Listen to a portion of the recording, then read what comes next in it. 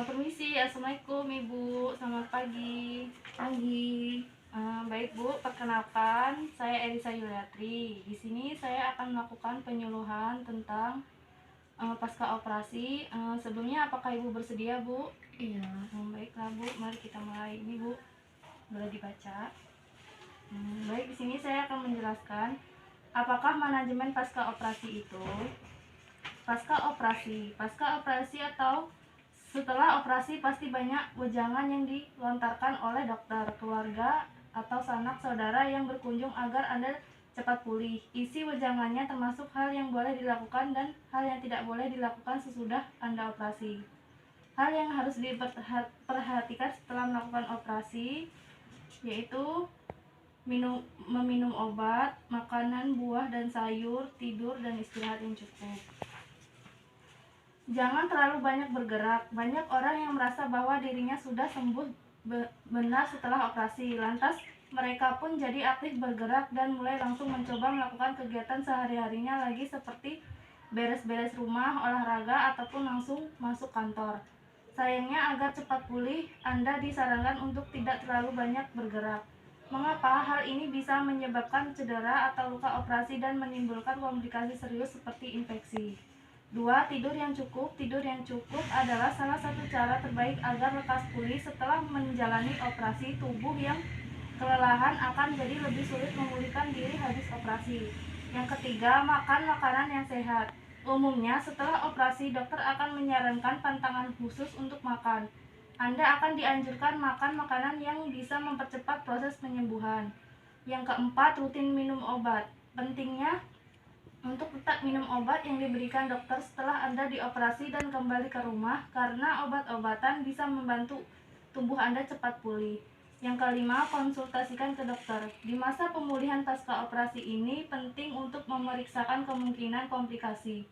Dokter juga nanti akan memeriksa adanya masalah atau tidak pada kondisi Anda secara keseluruhan, terutama di bekas luka sayatan operasi.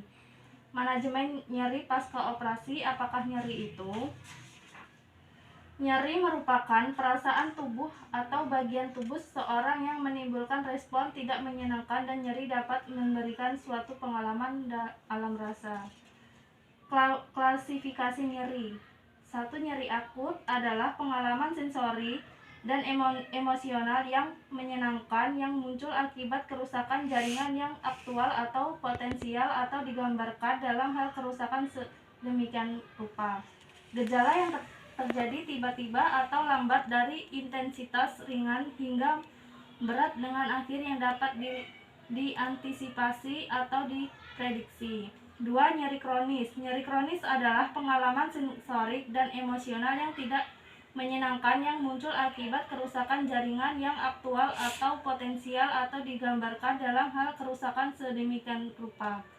Gejala terjadi yaitu timbul secara tiba-tiba atau lambat dengan intensitas dari ringan hingga berat, terjadi secara konstan atau berulang tanpa akhir yang dapat diantisipasi atau diprediksi dan berlangsung kurang lebih 3 bulan.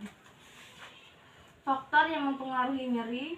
Faktor yang mempengaruhi nyeri yaitu yang pertama usia, 2 jenis kelamin, ketiga perhatian, keempat kebudayaan, kelima makna nyeri, keenam ansietas, ketujuh keletihan, kedelapan pengalaman sebelumnya, 9 gaya coping, dan yang ke-10 dukungan keluarga dan sosial.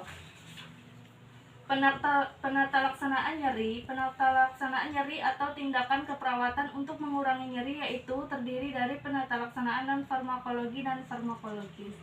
Penata laksanaan nyeri non-farmakologi menurut Bangun dan Nuraini merupakan tindakan pereda nyeri yang dapat dilakukan perawat secara mandiri tanpa tergantung pada petugas medis lain, di mana dalam penata laksanaan perawat dengan pertimbangan dan keputusannya sendiri. Salah satu teknik non-farmakologis untuk mengurangi rasa nyeri adalah terapi relaksasi. Terapi relaksasi yang dapat diberikan adalah satunya adalah nafas dalam. Cara melakukan teknik relaksasi nafas dalam adalah 1. Memposisikan tubuh senyaman mungkin, 2. Menutup mata dan berkonsentrasi penuh, 3. Melakukan inspirasi dengan menghirup udara melalui hidung secara perlahan. Keempat, melakukan ekspirasi dengan menghembuskan udara mulut secara perlahan. 5. Tarik napas selama 4 detik, menahan napas selama 2 detik, dan menghembuskan napas dalam selama 8 detik. Penata laksanaan farmakologi. Dalam upaya penanganan nyeri dapat diberikan obat analgetik. Analgetik merupakan metode yang paling umum untuk mengatasi nyeri. Contoh obat analgetik yang bisa diberikan selama perawatan di rumah sakit adalah ketorolac. Baik Bu, itu saja yang bisa saya sampaikan. Apakah di sini Bu ada yang ditanyakan? Tidak, Sobat. Baik Bu, kalau tidak saya akhiri. Wassalamualaikum warahmatullahi wabarakatuh. Selamat pagi, terima kasih Bu. Waalaikumsalam warahmatullahi wabarakatuh.